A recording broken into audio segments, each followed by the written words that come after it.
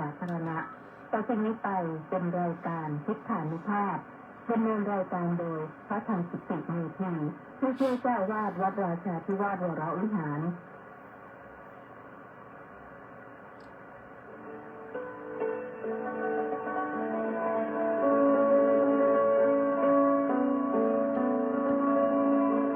ได้เวลามาฟังพุทธานุภาพเพื่อรับทราบพุทธธรรมคำสั่งสอนเสริมมงคลให้ชีวิตก่อนหลับนอนรอพักผ่อนสุขสบายกายใจเทิน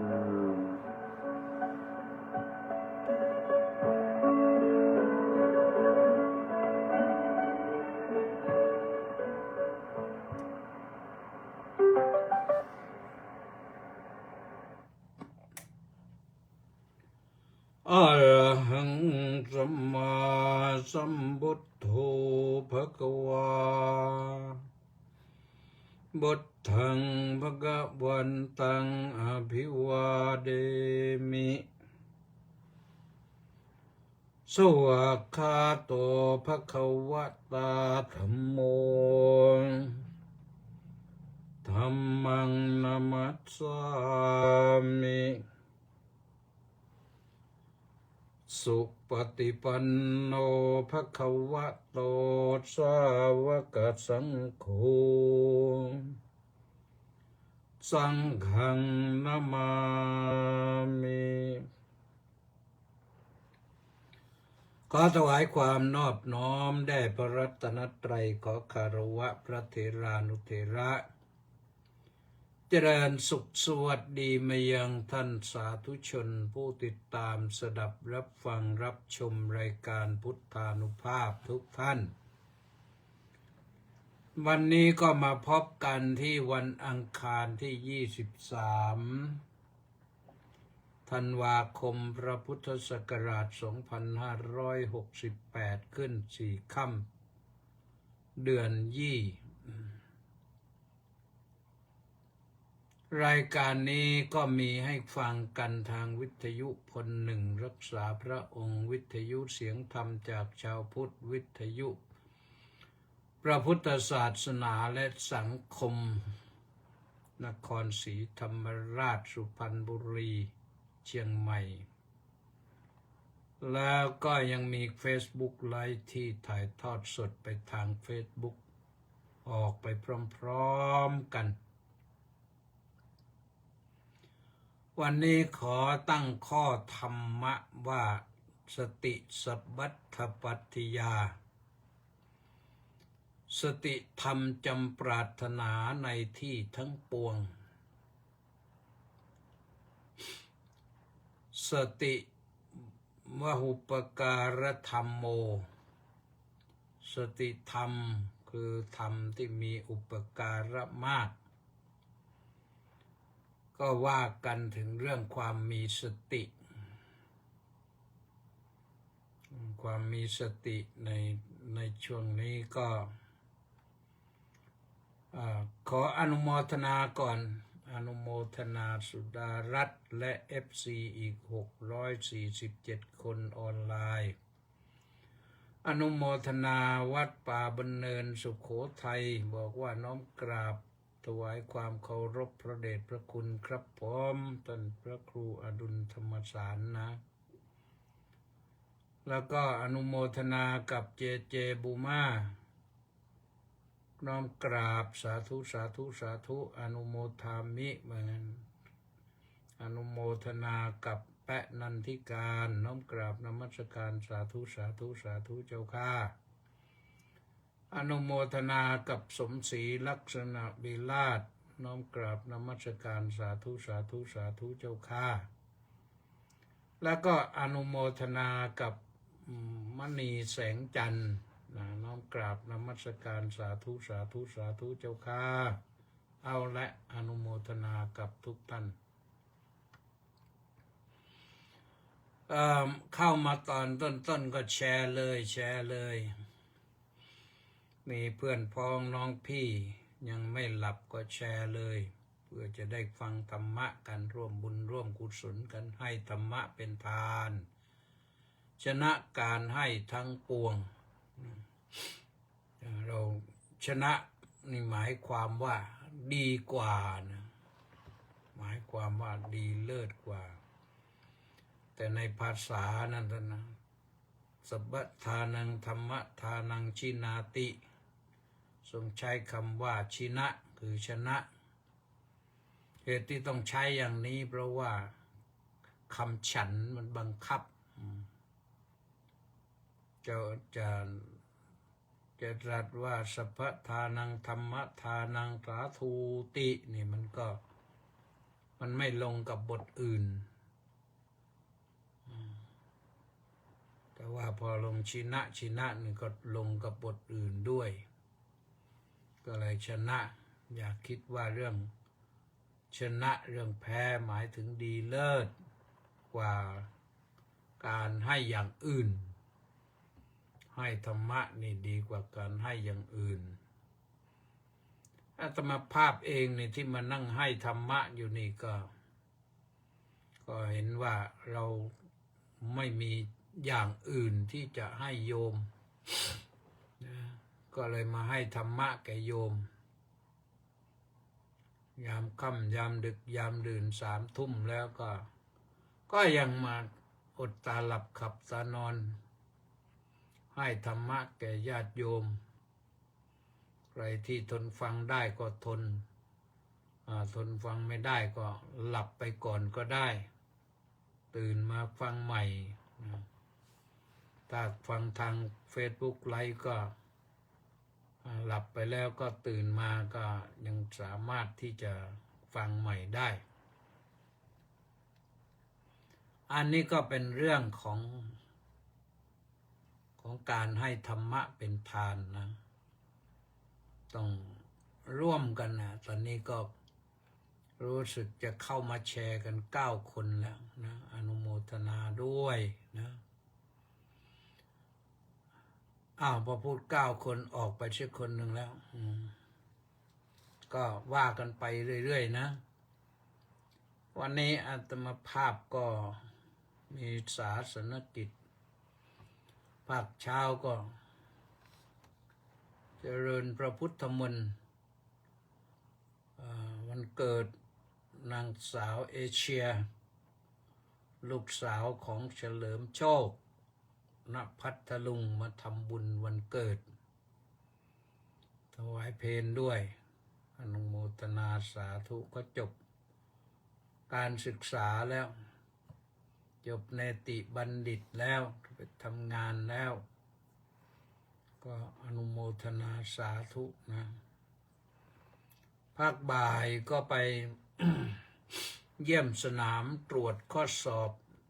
นักธรรมสนามหลวงชั้นเอกที่วัดสามพระยาไปเยี่ยมสนามนะไปเยี่ยมกรรมการเราพ้นจากหน้าที่กรรมการแล้วให้พระคุณเจ้าทั้งหลายท่านได้ทำหน้าที่เราก็ไปเยี่ยมเยือนโดยให้กำลังใจไปฉันกาแฟด้วยนะได้ฉันกาแฟถ้วยหนึ่งกาแฟอย่างดีนะทางสำนักพุทธเขาบริการกาแฟก็เลยไปฉันกาแฟด้วยก็ตรวจกัน5 วันนะตรวจกัน5 วันวัน23 24 25 26 27 27เป็นวันเสร็จวันที่27เป็นวันพระด้วยวันพระขึ้น8 ค่ำนะรู้สึกจะขึ้น8 ค่ำใช่ไหมวันนี้วันที่23 24 25 26 27ใช่วันเสาร์ขึ้น8 ค่ำเดือนยี่ก็เดือนมันไปเรื่อยเลยเรานับเดือนก็ไปเรื่อยๆขึ้น8 ค่ำใกล้จะหมดแล้วยมใกล้จะหมดแล้วนับถอยหลัง ก็เรียกว่าเข้าดาวนะจะ27 28 29 30 31แป้งก็หมดนะก็ขอนึกกันได้ว่าต้องขออนุโมทนานะคณะสงฆ์ยุโรปพร้อมโดยญาติโยมจากยุโรปนะได้รวบรวมจตุปัจจัยมาถวาย ไม่ใช่ถวายให้พระธรรมกิตติเมธี แต่ให้พระธรรมกิตติเมธีนี่ช่วยดำเนินการ จัดไปถวายพระที่ประสบอุทกภัยในทางภาคใต้นั่นเท่าไรแล้วตัวเลข217,700นะรู้สึกกับตัวเลขนี้นะก็มอบมาตั้งแต่โน้นนะเมื่อวันวานนู่นเมื่อวานก็ลืมเลยขออนุโมทนาท่านสันติทางฝ่ายพระธรรมทูตก็รวบรวมมาถวายก็แจ้งข่าวว่าได้รับเรียบร้อยแล้ว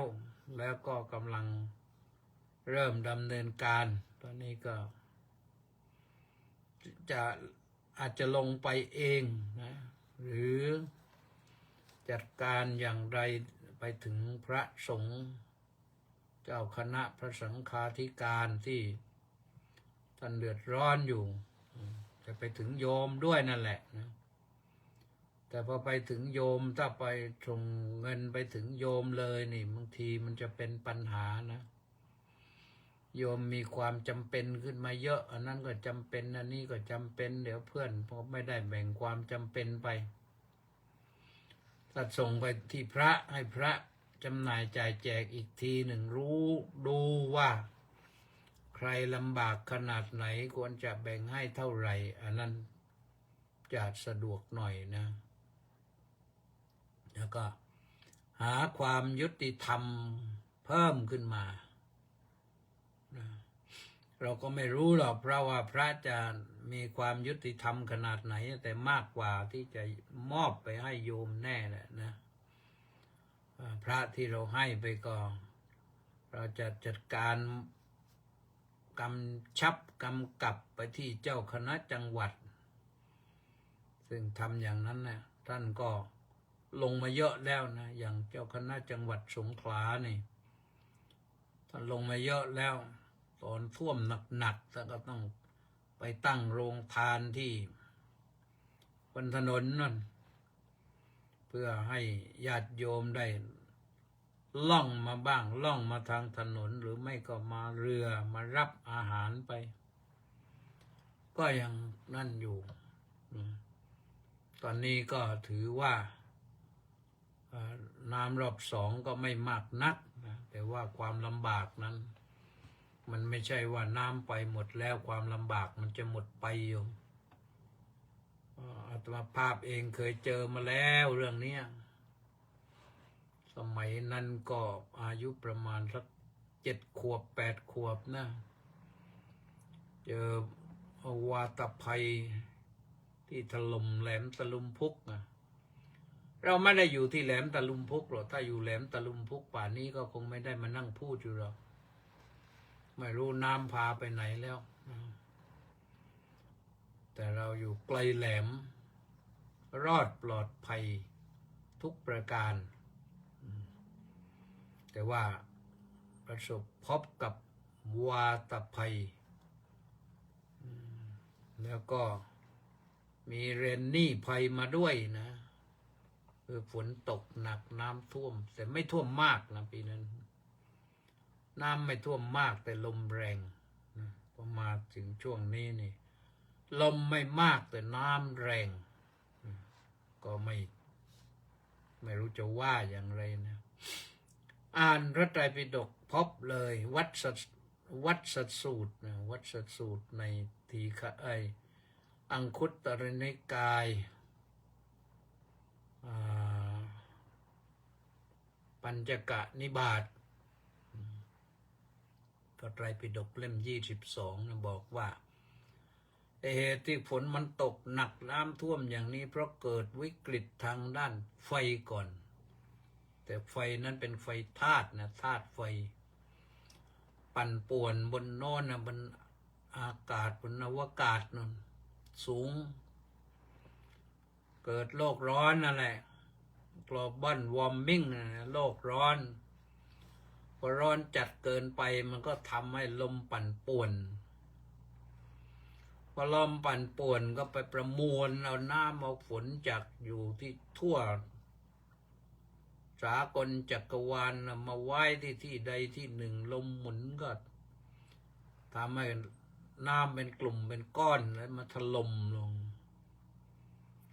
เหตุที่มันเป็นเช่นนั้นธาตุไฟปั่นป่วนธาตุน้ำปั่นป่วนก็เพราะมนุษย์ปั่นป่วนมนุษย์ไปทำลายโลกให้โลกร้อนแล้วก็ความร้อนมันก็ขึ้นไปข้างบนโยมเชื่อไหมล่ะลองเปิดดูนะลองเปิดพระไตรปิฎกดู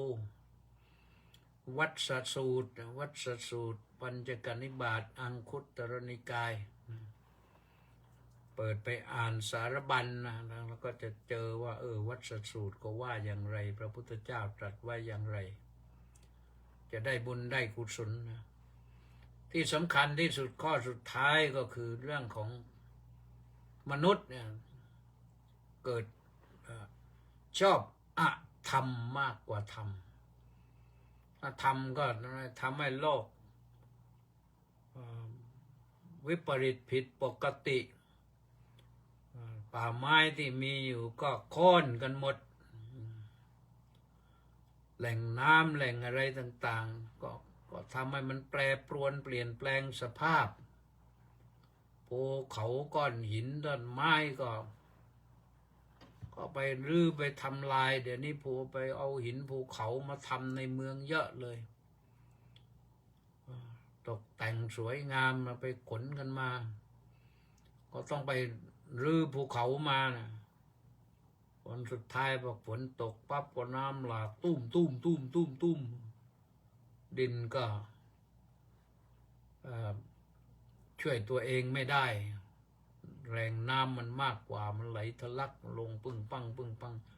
พาเอาก้อนหินก้อนใหญ่ก้อนเล็กก้อนน้อยลงมามากมายแล้วความร้อนที่ขึ้นไปอยู่ข้างบนนั่นก็ปั่นป่วนความร้อนไปปั่นลมก็ทำให้เกิดฝนแปรปรวนนี่มันเป็นอย่างนี้เราทำยังไงช่วยกันยับยั้งหน่อยอย่าให้ถางป่ากันได้มากนักอย่าให้ทั้งโค่นไม้ทำลายป่ากันเยอะตอนนี้ก็ยังพอเหลืออยู่บ้างก็ช่วยกันเอาละท่านสาธุชนทั้งหลายเมื่อตะกี้ก็ว่าไปถึงโน้นแล้วทีนี้มาถึงเรื่องสตินะพูดถึงเรื่องสติเป็นพหุปการธรรมเป็นธรรมที่มีอุปการะมากนี่พูดถึงเรื่องอุปการะธรรมก่อนวันนี้นะธรรมมีอุปการะมากอุปการะตอนไหนอะโยมอุปการะในการยืนเดินนั่งนอนกินดื่มทำพูดคิดทำอย่างมีสติยืนสมมติว่ายืนเนี่ยเราคิดว่ามันไม่เกี่ยวนะแต่ถามว่าเราทุกคนต้องยืนไหมก็ต้องยืนจะไปยืนข้างประตูรถเก๋งอาจจะไปยืนป้ายรถเมล์อาจจะไปยืนในตลาดอาจจะไปยืนในบ้านเนี่ยวันนี้ที่ทหารเราเสียชีวิตไปอีกนายหนึ่งเนี่ยโดนอะไร BM-21เนี่ยที่กัมพูชายิงมานะก็พยายามนะยืนสั่งลูกน้องขึ้นรถเร็วจะได้หลบ ปรากฏว่าลูกน้องขึ้นรถหมดแล้วลูกพี่จะเป็นคนขับหรือว่านายทหารบังคับบัญชาก็ไม่ทราบ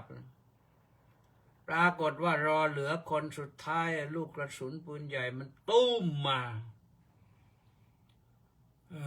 ต้องบาดเจ็บสาหัสพาไปถึงโรงพยาบาลก็เสียชีวิตนี่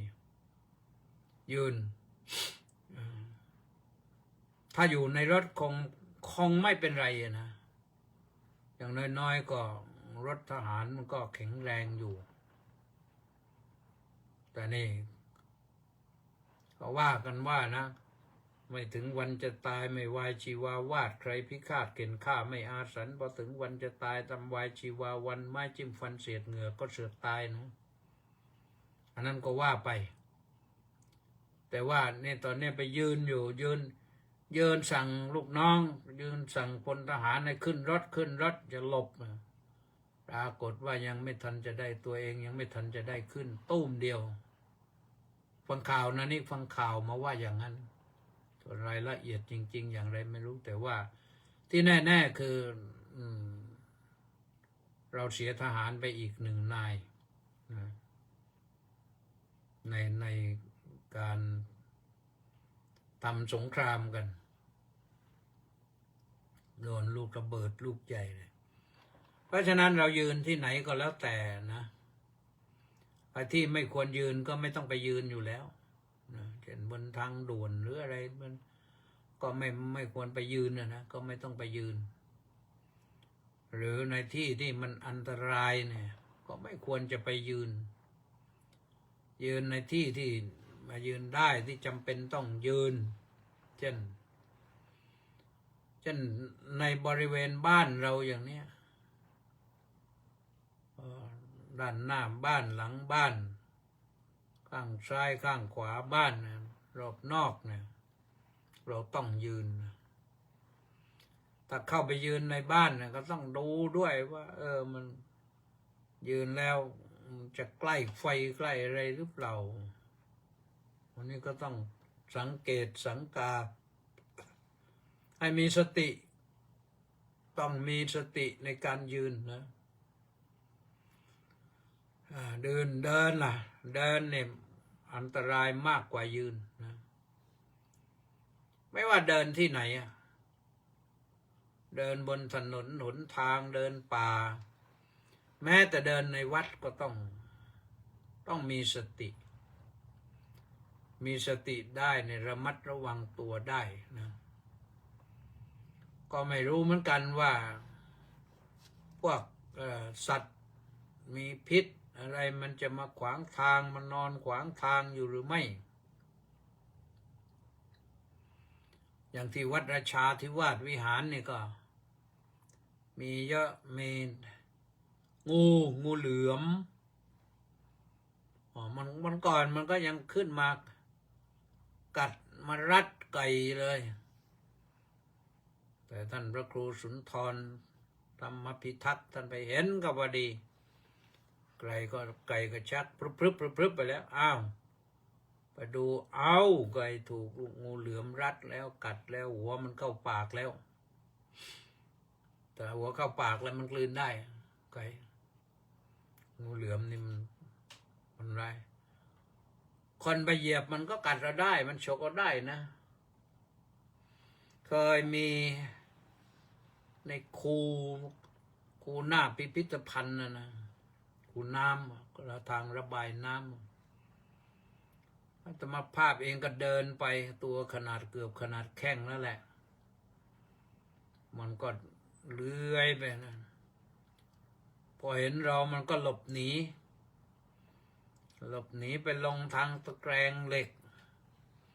หัวทิ่มลงไปติดอยู่ในตะแกรงเหล็กนะแล้วตัวมันใหญ่มันลงไม่ได้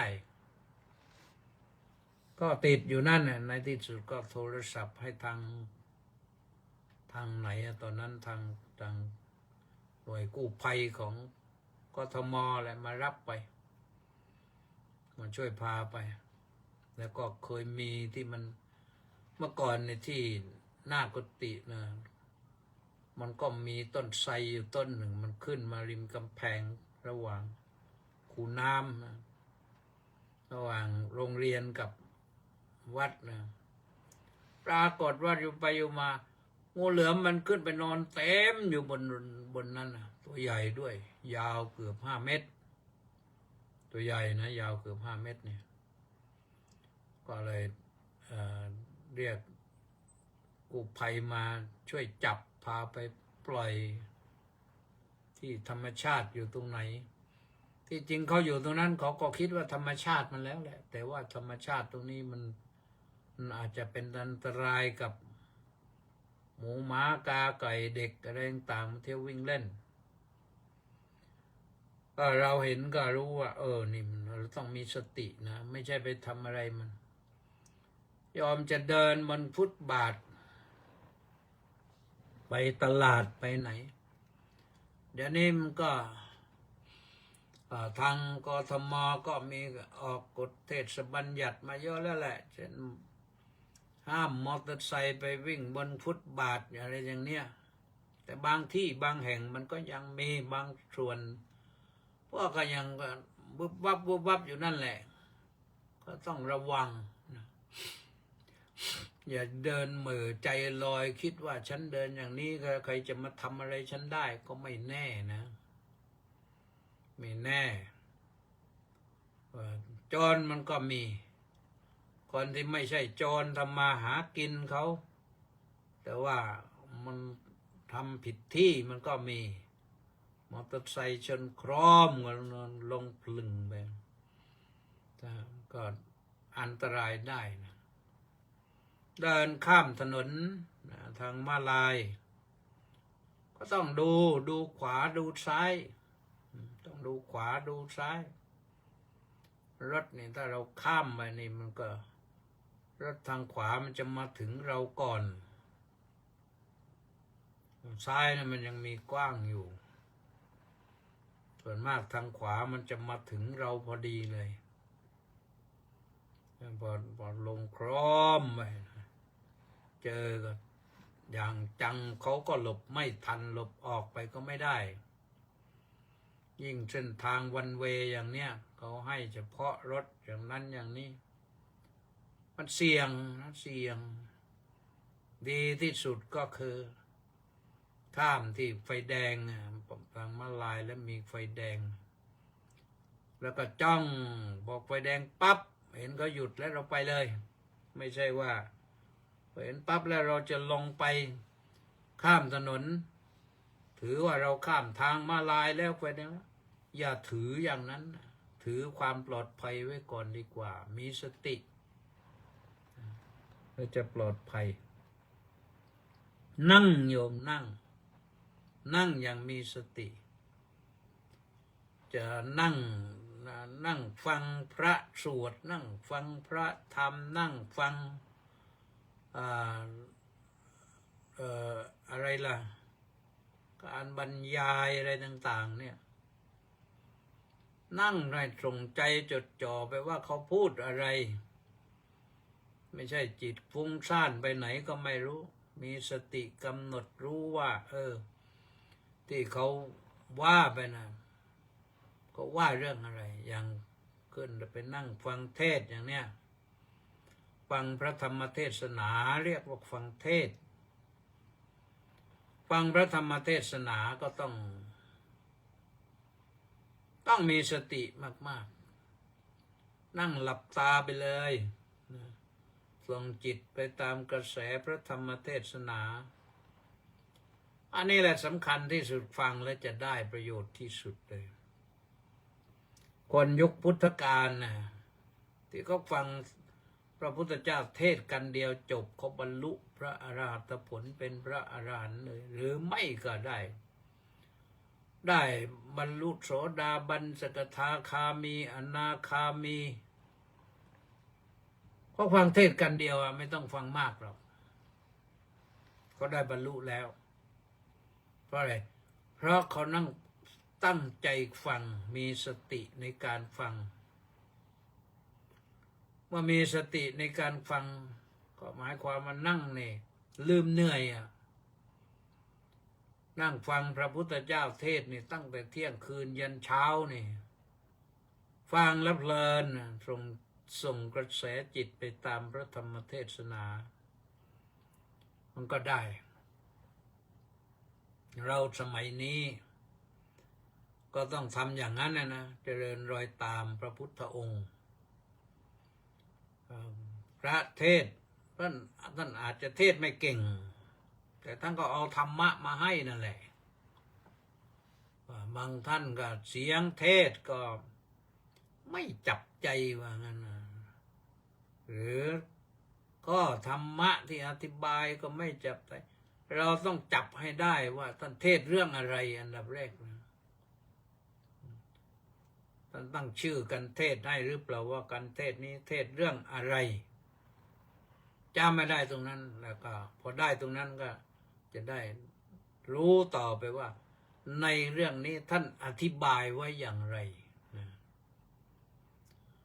พระพุทธเจ้าก็ตรัสไว้เรียบร้อยนะ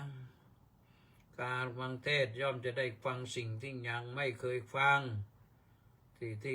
ได้ฟังสิ่งที่ฟังแล้วก็ทำให้เข้าใจชัดขึ้นประการที่สามก็คลายความสงสัยจะได้ประการที่สี่ก็ทำความเห็นให้ถูกต้องได้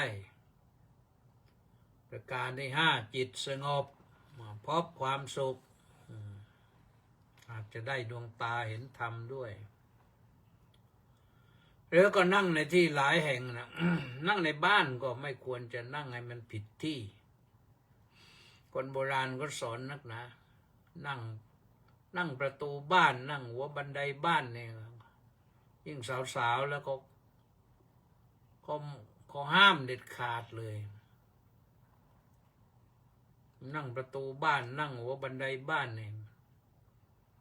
ถือว่าเป็นลูกสาวที่ไม่ได้รับการอบรมสั่งสอนนะเราจะไปนั่งที่ไหนนั่งบนรถโดยสารต่างว่าเป็นรถทัวร์รถเมล์นั่งอย่างมีสติอยู่ถ้านั่งข้ามคืนก็ยังมีสติทำยังไงจะหลับเนี่ยมันต้องหลับก็ต้องหลับอย่างมีสตินะ หลับในรถนี่เขาในรถเนี่ยเขาจะมีผ้าม่านไว้รถทัวร์เนี่ยเขาจะมีผ้าม่านกันหน้าต่างถ้าปิดม่านแล้วก็เพื่อไม่ให้แสงมันเข้าตา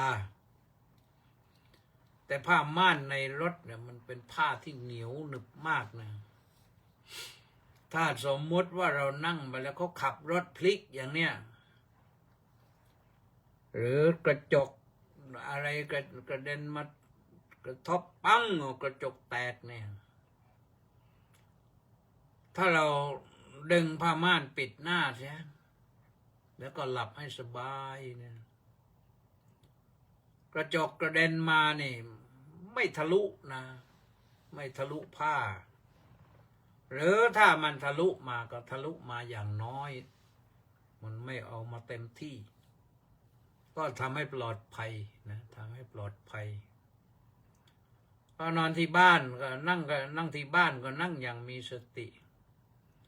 จะนั่งดูทีวีนั่งดูอะไรก็ว่าไปมันมีอยู่อย่างหนึ่งที่เห็นนั่งแล้วก็ไม่ค่อยชื่นใจเท่าไหร่นะโดยเฉพาะเด็กๆบางทีก็ไม่ได้เด็กครับผู้ใหญ่นั่งหน้าร้านเขาเนี่ยนั่งหน้าร้านเช่นหน้าร้านเซเว่นอะไรอย่างเนี้ยร้านสะดวกซื้อเขาไม่นั่งเฉยๆเขานั่งเล่นไลน์เล่นเฟซเล่นแชทอะไรต่างๆกันนะ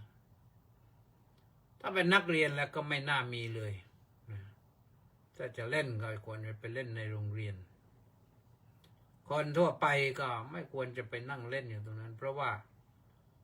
มันดูแล้วมันคล้ายๆกับว่าคนนี้มันคนตกงานหรืออะไรแล้วคนนี้จะเป็นคนที่มีนิสัยใจคอเรียบร้อยไม่เกะกะระรานหรือเปล่ามันทำให้คนอื่นก็สงสัยเอาได้ เราจะนั่งเก้าอี้รับประทานอาหารในร้านอาหารนั่งยังไงมันเรียบร้อยรับประทานอาหารก็รับไปนอนก็ต้องนอนอย่างมีสตินะนอนอย่างมีสติอย่านอนอย่างขาดสติมันก็บางทีก็นอนอะไรแบบพอนอนไม่มีสตินี่บางทีก็นอนไม่รู้พลิกไปไหนหมุนเหมือนเข็มนาฬิกาก็เป็นได้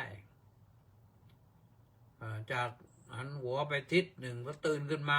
หันหัวไปอีกทิศหนึ่งเคยมีไหมเด็กๆมันเป็นได้นะแต่ผู้ใหญ่คงไม่เป็นหรอกแต่ว่านอนอาตมาภาพเองนี่สมัยเด็กเมื่อก่อนโยมพ่อโยมแม่ก็มีร้านขายของชำก็ขายน้ำมันก๊าซด้วยน้ำมันก๊าซแล้วก็ปี๊บน้ำมันก๊าซ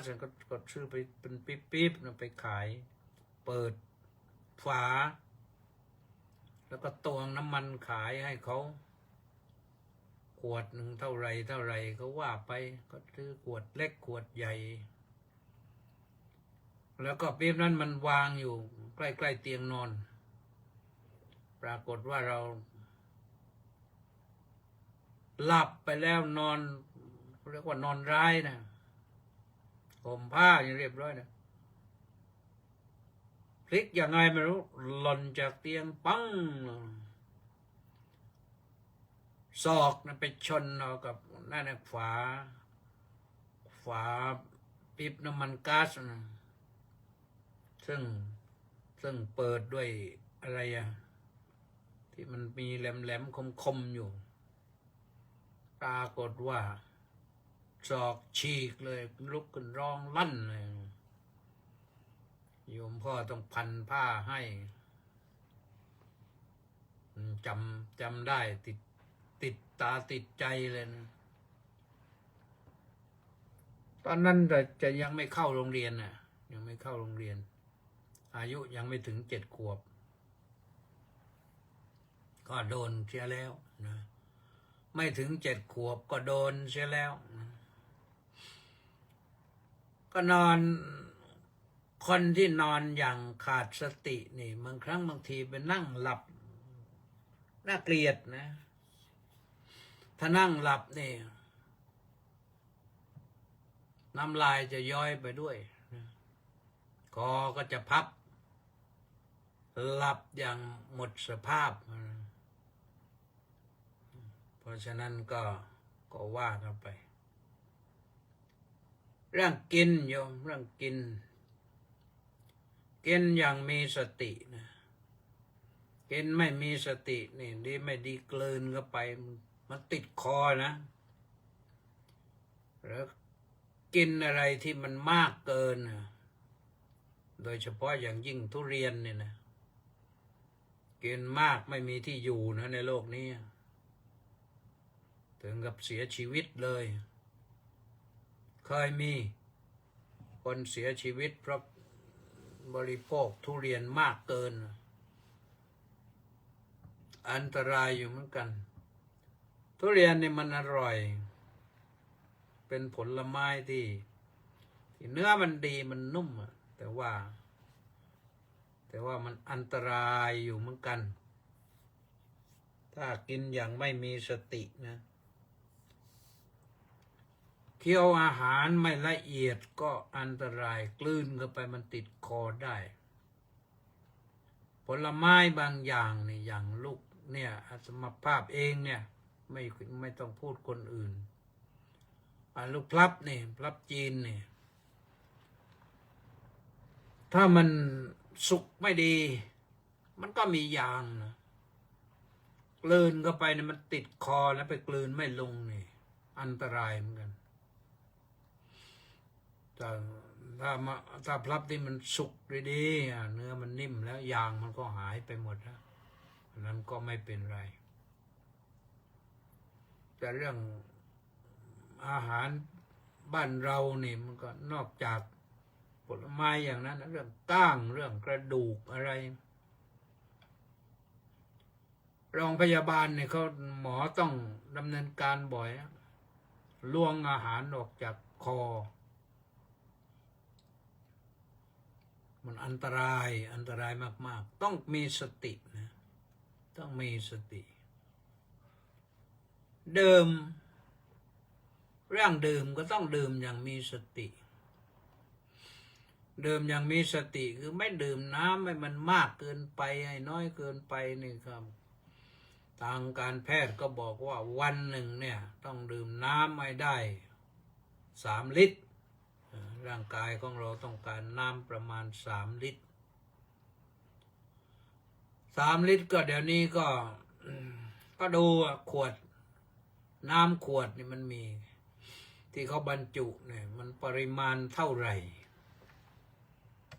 ถ้า500 มิลลิลิตรขวดละ500 มิลลิลิตรเราก็ต้องใช้วันละ6 ขวดก็ดื่มกันไปเรื่อยๆทยอยไปแต่ว่าดื่มให้มันเป็นกิจลักษณะฝึกหัดให้ดื่มได้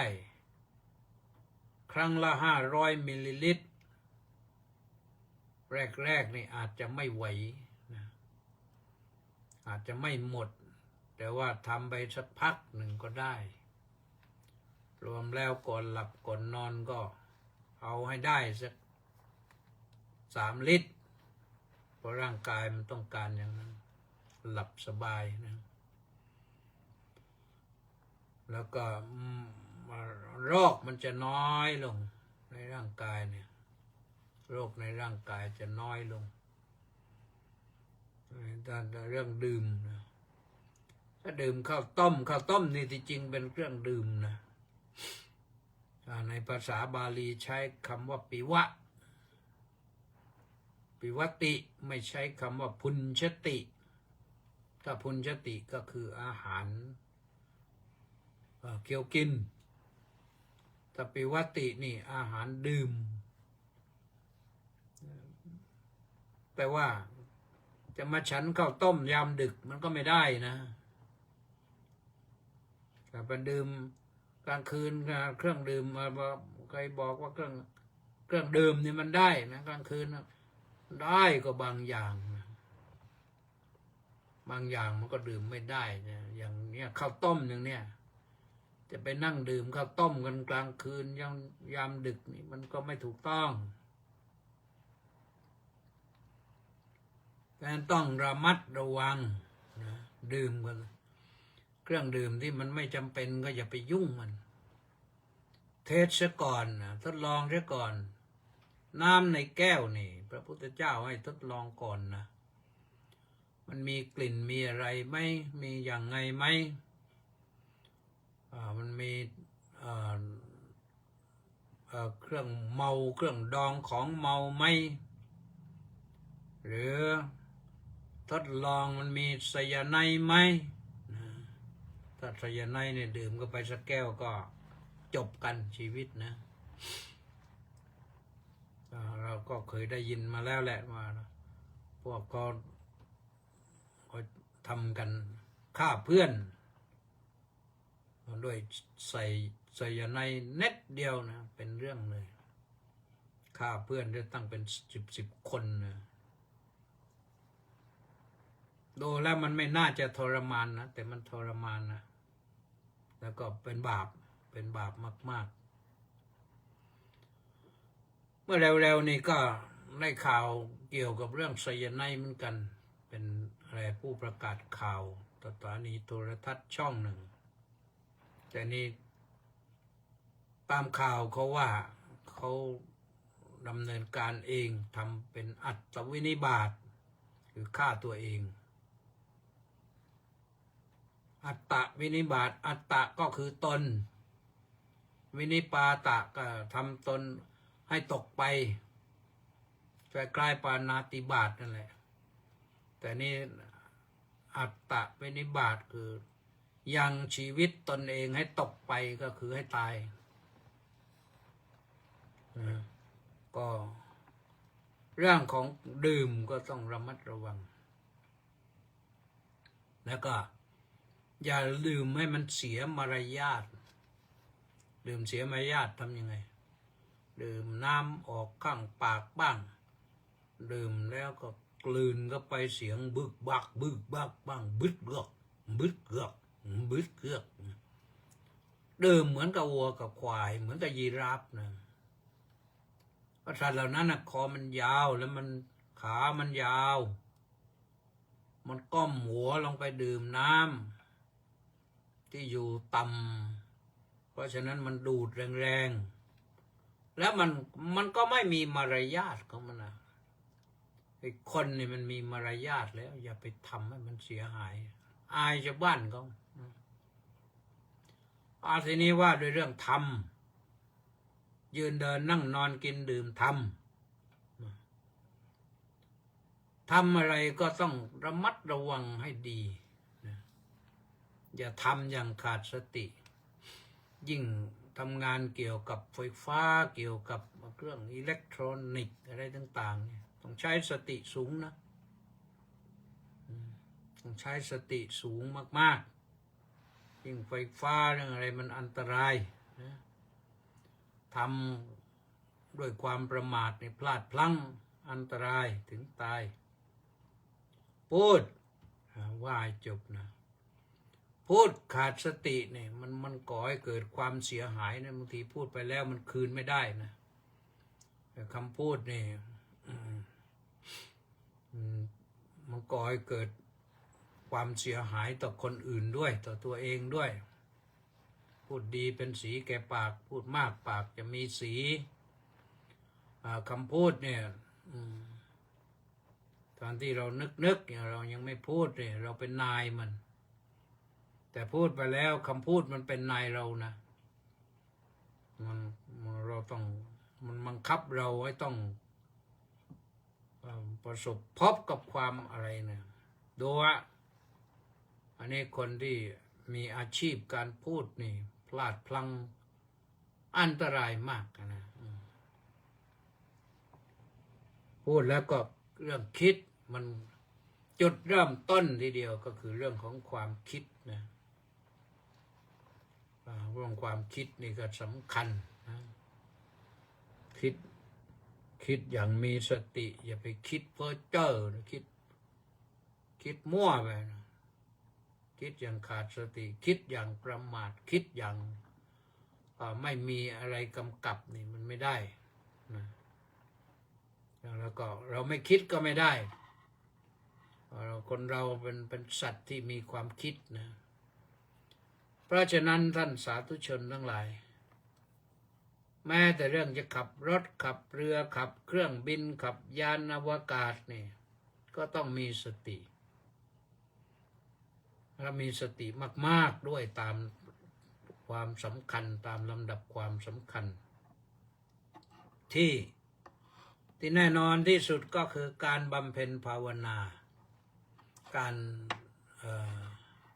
เจริญสมาธิภาวนาฝึกใจให้ฝึกจิตให้มีสมาธินี่อันนี้ต้องใช้สติกำกับจิตอย่าให้จิตมันฟุ้งซ่านส่วนว่ารายละเอียดจะว่าอย่างไรเดี๋ยวค่อยพรุ่งนี้ก็แล้วกันวันนี้เวลาจะหมดแล้วมั้งนะ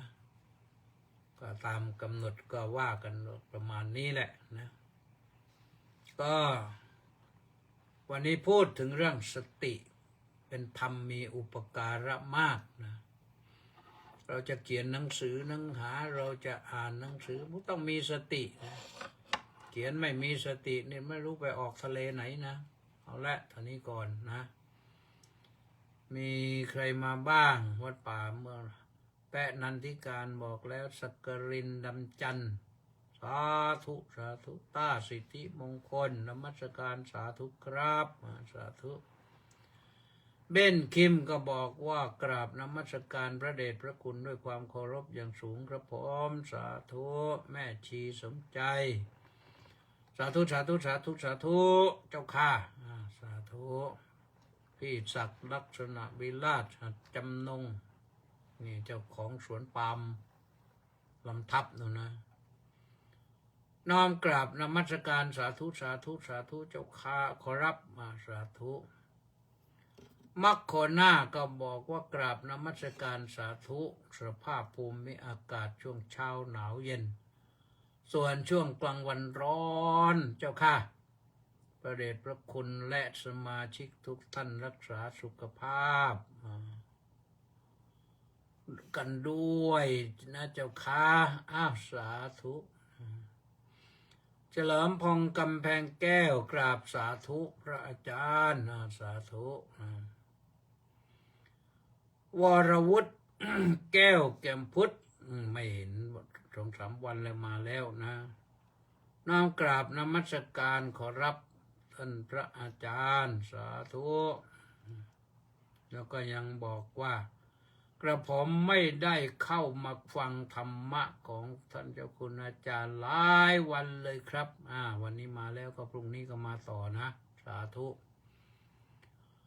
นายจริงใจกราบสาธุครับสาธุเนติแก้วแคนกราบสาธุสาธุสาธุสาธุกำพลผู้มณีท่านสวตรงนี้ติดธรรมะแล้วติดธรรมะแล้วกราบนมัสการในวันอังคารนี้ด้วยครับพร้อมสาธุก็เป็นห่วงเป็นใยฝั่งนั้นนะรังสรรค์ทองซ้อยบอกว่ากราบนมัสการพระเดชพระคุณท่านเจ้าคุณด้วยความเคารพครับน้อมกราบนมัสการสาธุสาธุสาธุครับ